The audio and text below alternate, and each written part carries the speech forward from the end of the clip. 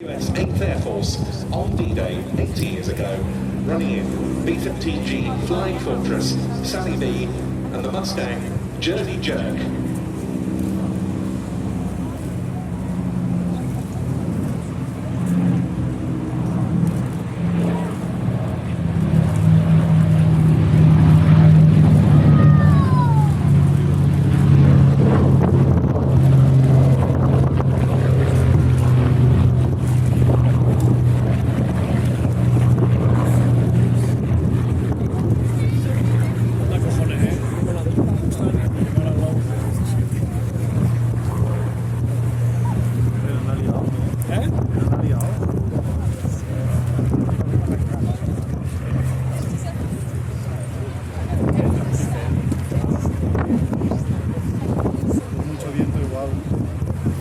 Further waves of 8th Air Force fighters and bombers followed on D-Day.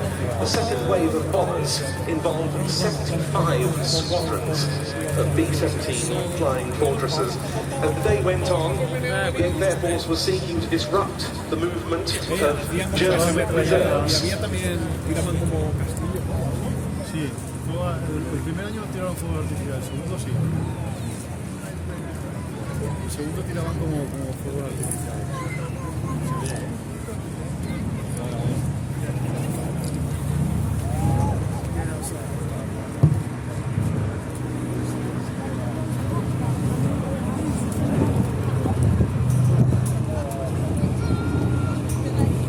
This, of course, Colin, was just part, wasn't it, of the enormous effort made by the 8th Air Force from East Anglia with aircraft such as this, crucially in daylight. Yeah, this was the big thing, the B-17s, so-called flying fortresses, heavily armed. The thinking was that they would be able to defend themselves over the skies of Europe. As it turned out, that proved to be not the case. And with the eventual arrival of the P-51 Mustang,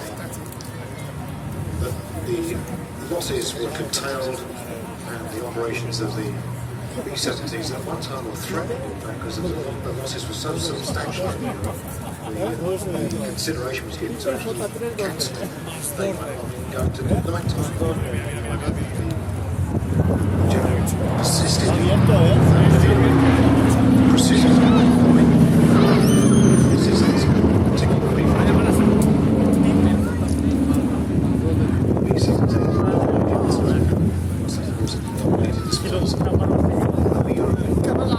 Yes, for both the crews of the B-17 and the B-24 Liberators, which you can see in the American Air Museum here, they were at altitude in very cold conditions.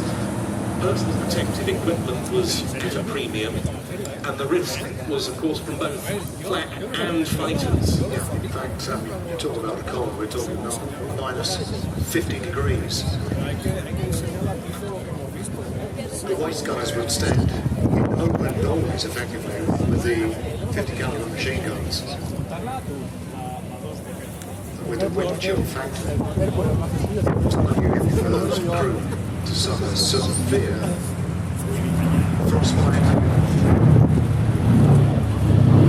So they had to contend with terrible conditions from a weather perspective, as well as the flak, the fighters of the Luftwaffe.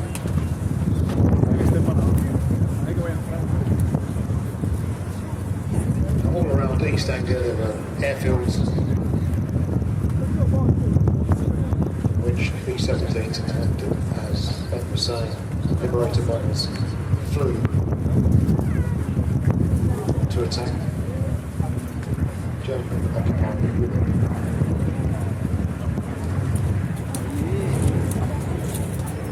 We should also mention, of course, that the B-17s were operated by the RAF. Particularly rather bombable.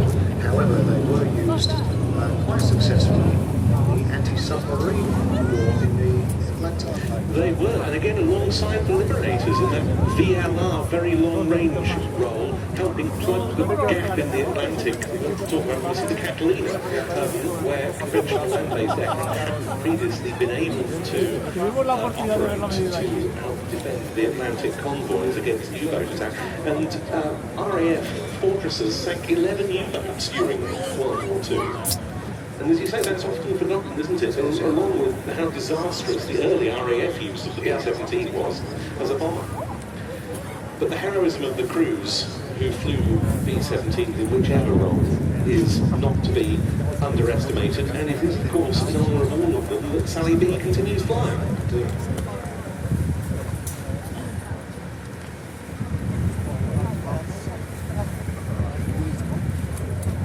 We should mention, of course, that Sally B also still to this day carries the markings.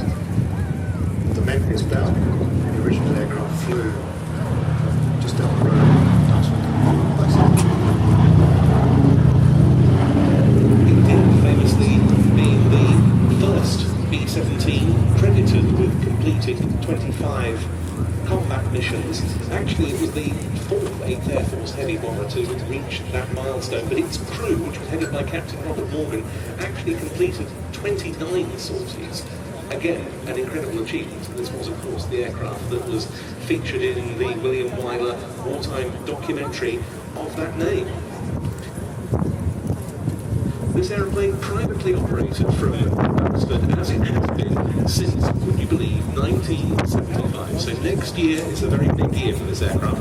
It'll be 80 years since this airframe was first built by the Lockheed Vega factory in Burbank, California, and it'll be 50 years of operation on the UK and European airshow circuit. It's now the only flying B-17 in Europe. I believe it's currently one of only 2 flying in the world. This is its final pass, and this is, as always, dedicated to a member of the Sally B Supporters Club with smoke to depict 2 damaged engines. We salute the Sally B Supporters Club members and their efforts to help keep this aircraft flying.